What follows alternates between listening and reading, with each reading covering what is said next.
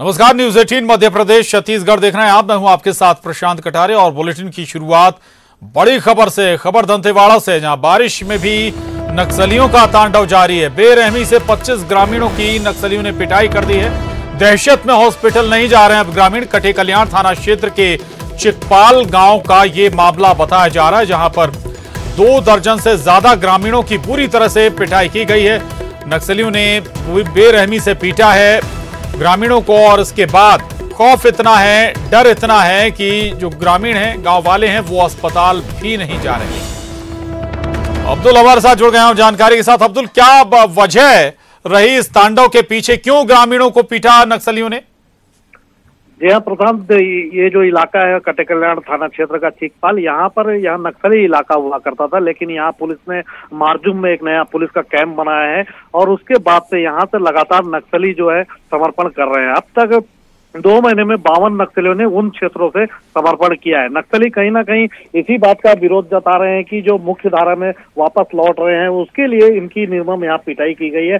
जिस तरीके से यहाँ बात निकल कर आ रही है कि वहाँ के ग्रामीणों ने विकास के लिए कलेक्टर को पुल पुलिया सड़क और बिजली के लिए आवेदन दिया था कि गांव में बिजली और सड़क बनाई जाए। इसके लिए यहाँ आरोप लगाते हुए उनकी पिटाई की है। बताया जा रहा है करीब 2 दर्जन से ज्यादा ग्रामीणों की यहाँ पर पिटाई की है।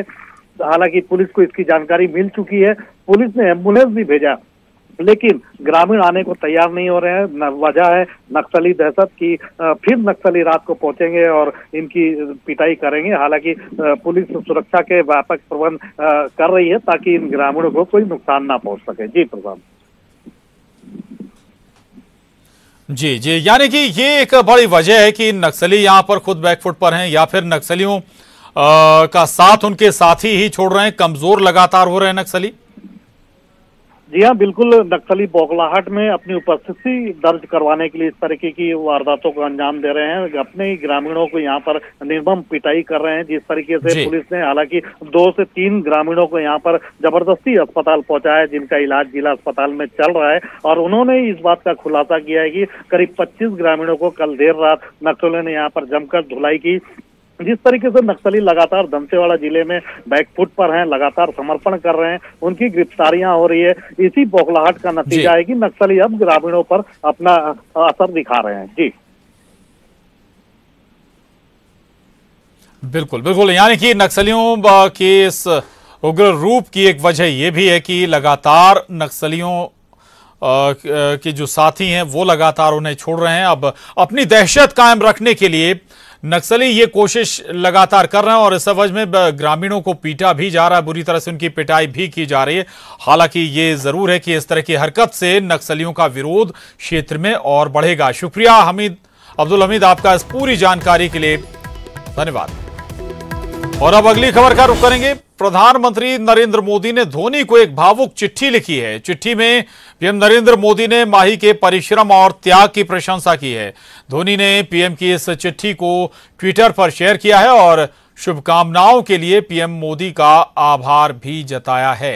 तो दरअसल महेंद्र सिंह धोनी, भारतीय क्रिकेटर महेंद्र सिंह धोनी ने अंतर्राष्ट्रीय क्रिकेट से संन्यास ले लिया है, और उसके बाद धोनी के लिए एक चिट्ठी, एक पत्र पीएम नरेंद्र मोदी ने लिखा था। बेहद भावुक ये पत्र था पीएम नरेंद्र मोदी का, और इस चिट्ठी में पीएम मोदी ने माही के परिश्रम और त्याग की प्रशंसा की है। महेंद्र सिंह धोनी ने पीएम की इस चिट्ठी को ट्विटर पर शेयर भी किया है और शुभकामनाओं के लिए पीएम मोदी का आभार भी जताया है।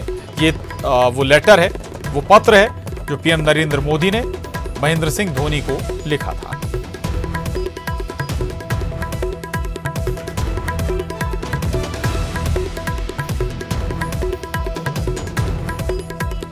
धोनी को पीएम की भावुक चिट्ठी, जहां पीएम मोदी ने महेंद्र सिंह धोनी के नाम चिट्ठी लिखी। चिट्ठी में कहा है कि आप सबसे सफल कप्तानों में से एक रहे हैं, जो भारत को दुनिया के चार्ट में सबसे ऊपर ले जाने में महत्वपूर्ण भूमिका निभाता है।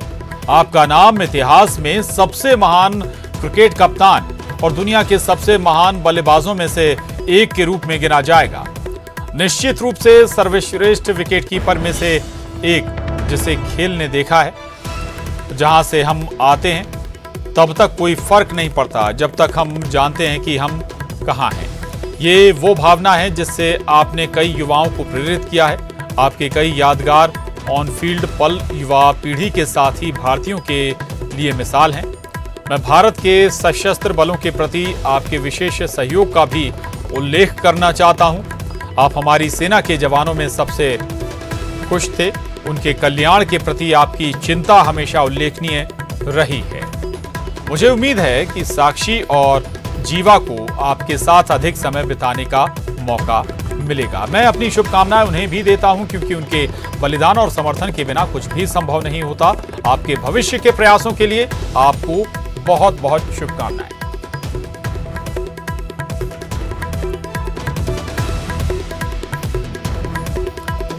वहीं पीएम की भावुक चिट्ठी पर महेंद्र सिंह धोनी ने प्रधानमंत्री का आभार जताते हुए ट्वीट किया। अपने ट्वीट में धोनी ने लिखा, एक कलाकार, सैनिक और खिलाड़ी जिस चीज के लिए तरसता है वो है उसकी प्रशंसा। उसे लगता है कि उसकी मेहनत और त्याग को देखा भी जा रहा है और सराहा भी जा रहा है। प्रधानमंत्री नरेंद्र मोदी जी, आपकी प्रशंसा और शुभकामनाओं के लिए शुक्रिया।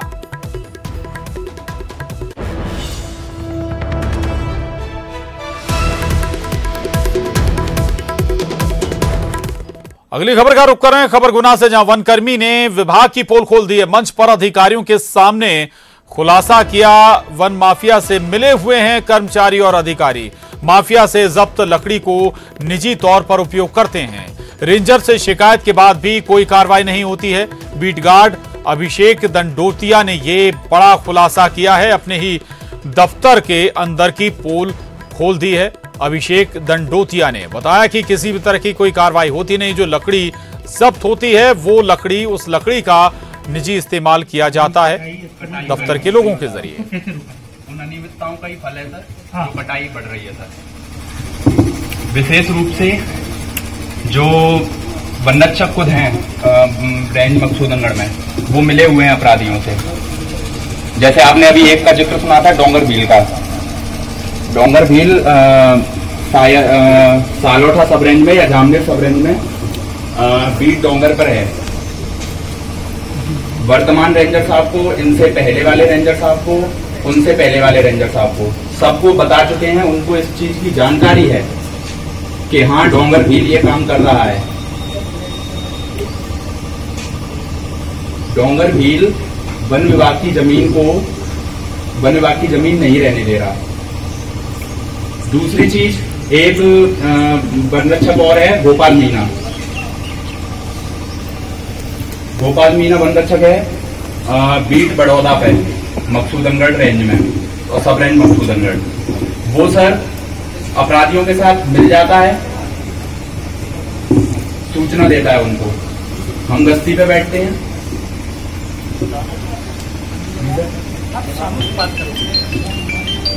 आप जो बात करें सामूहिक बात करें सर, कटाई इन लोगों की वजह से ही हो रही है। अच्छा। मैं ये जानकारी रेंजर साहब को बार बार दे चुका हूँ। अच्छा। पिछले 2-3 महीनों में 20-25 गश्तियों का मैं हिस्सा रह चुका हूँ सर। हर बार फेल होके लौटते हैं। आप कहाँ के बीट गार्ड? मैं विशेष कर्तव्य हूँ सर। आप इनको कर्तव्य में करिए तो विशेष कर्तव्य में जिम्मेदारियां शायद मैं समझता हूँ बहुत कम होती हैं। सर मैं गश्ती का कुछ देखता हूँ सर। ठीक है, हम आपकी बात समझ गए। ठीक है, आपकी बात समझ गए। वैसे आप बता पा रहे। और सर कहावत में सर गश्ती का जो तरीका है वो भी सर काफी आउटडेटेड तरीका है गश्ती करने का। कई बार सर मैं शुरू से ये देखता आ रहा हूँ कि सूचना मिलती है कि इतनी मोटरसाइकिलें जंगल में चली गई हैं और हम इंतजार करते रहते हैं। अभी उन्होंने काटना शुरू नहीं किया है सर, लेकिन हम इंतजार करते रहते हैं कि वो जब पेड़ काट कर सिल्लियां बनाकर मोटरसाइकिल पर रखकर वो जंगल से बाहर निकलेंगे, तब हम उन्हें पकड़ेंगे सर। ये मैं शुरू से देखता आ रहा हूँ सर। दंडोतिया, आपकी बात सही है। आप ये बताइए, आप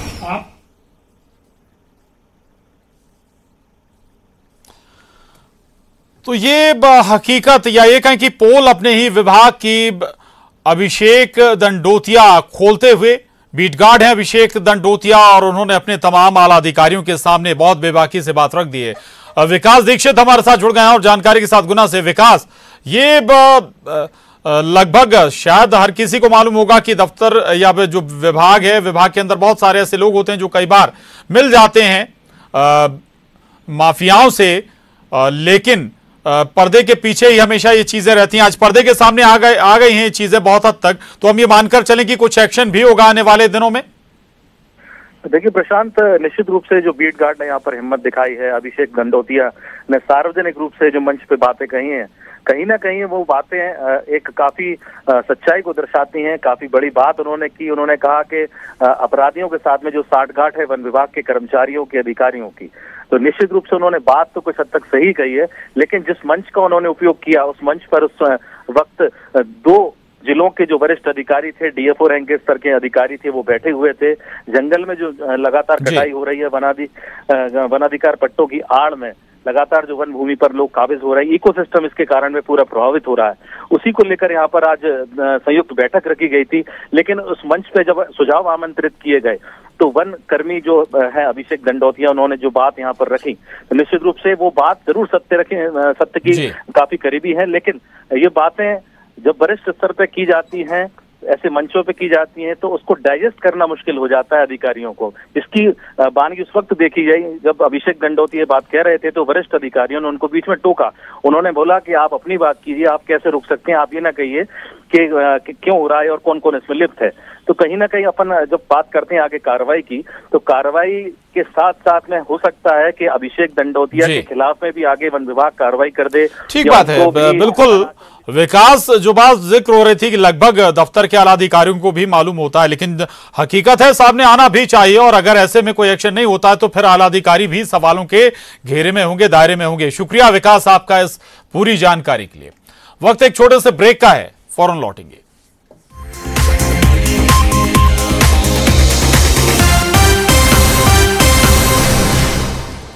ब्रेक बाद आगे बढ़ते हैं। सीएम शिवराज ने ट्वीट किया है, मोदी कैबिनेट के एनआरए गठन के फैसले को उन्होंने सराहनीय कदम बताया है। नौकरियों के लिए केवल एक ही परीक्षा में भाग लेना पर्याप्त होगा। देश के युवाओं की ओर से प्रधानमंत्री जी का अभिनंदन। सीएम शिवराज ने युवाओं के लिए एक और घोषणा की है, प्रदेश की सरकारी नौकरी के लिए अलग से परीक्षा की आवश्यकता नहीं होगी। एनआरए की परीक्षा में मिले अंकों के आधार पर ही इसका चयन किया जाएगा। बच्चों, उन्होंने ये भी लिखा है कि बच्चों तुम्हारा जीवन आनंददायी और बेहतर बने, यही प्राथमिकता है। तो शिवराज सिंह चौहान ने ट्वीट किया है और मोदी कैबिनेट के एनआरए गठन के फैसले को उन्होंने बेहद सराहनीय कदम भी बताया है। दरअसल नौकरियों के लिए केवल एक ही परीक्षा में भाग लेना अब पर्याप्त होगा और देश के युवाओं की ओर से प्रधानमंत्री जी का अभिनंदन, ये लिखा है अपने ट्वीट में सीएम शिवराज सिंह चौहान ने। साथ ही सीएम शिवराज ने युवाओं के लिए एक और महत्वपूर्ण घोषणा भी की है। अब मध्य प्रदेश की सरकारी नौकरी के लिए भी अलग से परीक्षा की आवश्यकता नहीं होगी और एनआरए की परीक्षा में मिले अंकों के आधार पर ही मध्य प्रदेश में सरकारी नौकरियों में चयन किया जाएगा। ये एक और बड़ी घोषणा शिवराज सिंह चौहान ने कर दी है, यानी कि मध्य प्रदेश में अगर आपको सरकारी नौकरी में जाना है तो जो एनआरए की परीक्षा होगी उसमें जो अंक आपको हासिल होंगे उसी के आधार पर मध्य प्रदेश में सरकारी नौकरी में आपका चयन किया जाएगा। साथ ही आगे लिखते हैं शिवराज सिंह चौहान, बच्चों तुम्हारा जीवन आनंददायी और बेहतर बने, यही प्राथमिकता है। इस पर और जानकारी के साथ रंजना दुबे हमारे साथ जुड़ गई हैं भोपाल से। रंजना, ये अपने आप में बड़ा फैसला हम कहें, एक फैसला शिवराज सिंह चौहान ने पहले किया कि भाई मध्य प्रदेश के लोगों, युवाओं को ही मध्य प्रदेश में नौकरी मिले, सरकारी नौकरी, और अब ये जो एनआरए के तहत केंद्र एग्जाम लेगा उन्हीं अंकों के आधार मध्य प्रदेश में भी सरकारी नौकरी हासिल की जा सकेगी। रंजना जी जी प्रशांत, बिल्कुल मुख्यमंत्री शिवराज सिंह चौहान है लगातार जो युवाओं के हित में फैसला ले रहे हैं। अब एनआरए के तहत जो परीक्षा है वो ली जाएगी, उसके बाद ही जो नौकरियां हैं वो मध्य प्रदेश के युवाओं को मिलेंगी, यानी ज्यादा से ज्यादा संख्या में युवाओं को रोजगार में प्राथमिकता मिले। इसी बात को लेकर अब लगातार जो मुख्यमंत्री कमलनाथ है उनका फोकस है, और इससे पहले उन्होंने घोषणा की थी कि जो मध्य प्रदेश के युवा हैं उनको ही नौकरी में पहली प्राथमिकता दी जाएगी, यानी उसके बाद अब ये जो दूसरा कदम है एनआरए के तहत जो परीक्षा ली जानी है, वो भी एक बहुत बड़ा कदम कहा जा सकता है युवाओं के रोजगार के लिहाज से। यानी कि अब मध्य प्रदेश के युवाओं को जो कि बीते 2 सालों से लगातार नौकरी का इंतजार कर रहे थे, अब उनको ये जो खबरें हैं जो 2 सरकार ने राहत दी है, ये वाकई उनको करियर के लिहाज से राहत भरी खबर होगी। बिल्कुल, वाकई में ये बड़ी राहत भरी खबर है युवाओं के लिए भी। एनआरए का जो एग्जाम होगा और उसमें जो अंक हासिल होंगे, उन्हीं अंकों के आधार पर मध्य प्रदेश में भी सरकारी नौकरी का चयन किया जाएगा। बहुत शुक्रिया रंजना आपका इस पूरी जानकारी के लिए, धन्यवाद। आगे बढ़ते हैं खबर जबलपुर से, जहां बरगी डैम के गेट खुलने का असर नजर आने लगा। डैम के पास बना हुआ पुल डूब गया है। बरगी नगर से संपर्क टूट गया है। विश्व पर्यटन स्थल धुआंधार का पुल भी डूब चुका है। कई इलाके पूरी तरह से जलमग्न हो गए हैं। ये तस्वीरें इस वक्त आप देख पा रहे हैं। बरगी डैम के दरअसल 13 गेट एक साल खोले गए थे और उसका असर अब नजर आने लगा है। कई पुल जलमग्न हो चुके हैं, डूब चुके हैं और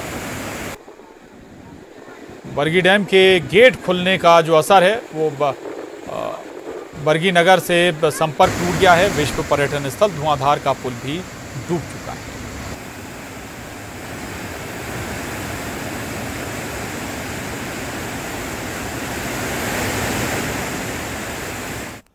और बड़ी खबर रायपुर से, भूपेश बघेल कैबिनेट की बैठक खत्म हो गई है। इस वक्त की ये बड़ी खबर है। राजधानी रायपुर से अहम बैठक चल रही थी। कई मसलों पर इस बैठक में चर्चा भी हुई है और फिलहाल ये बैठक खत्म हो गई है।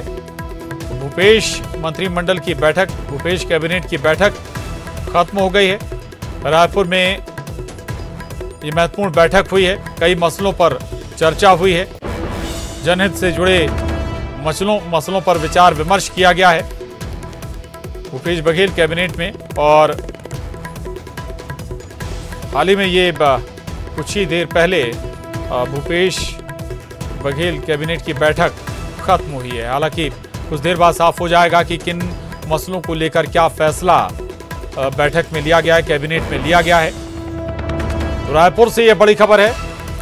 कैबिनेट बैठक खत्म हो चुकी है। कई मसलों पर चर्चा होनी थी इस बैठक में और 6 नए सहकारी बैंकों को मंजूरी दी गई है। ये बैठक में जो बड़े कदम उठाए गए हैं या ये कहें कि बड़े जो फैसले हुए हैं उनका हम जिक्र कर रहे हैं। 6 सहकारी बैंकों को मंजूरी दी गई है। भूपेश कैबिनेट की ये बड़ी बैठक, अहम बैठक खत्म हो गई है। 6 नए सहकारी बैंकों को मंजूरी मिली है। तृतीय और चतुर्थ वर्ग की नियुक्तियों में प्राथमिकता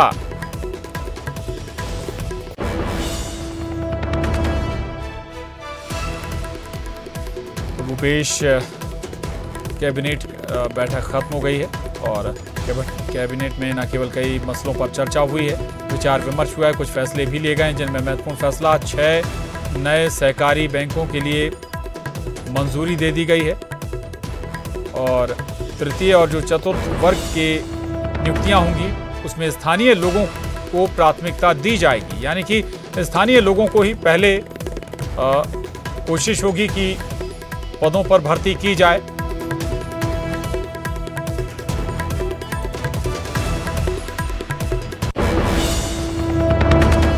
और इसके साथ ही इस बुलेटिन में बस इतना ही। खबरों का सिलसिला लगातार जारी।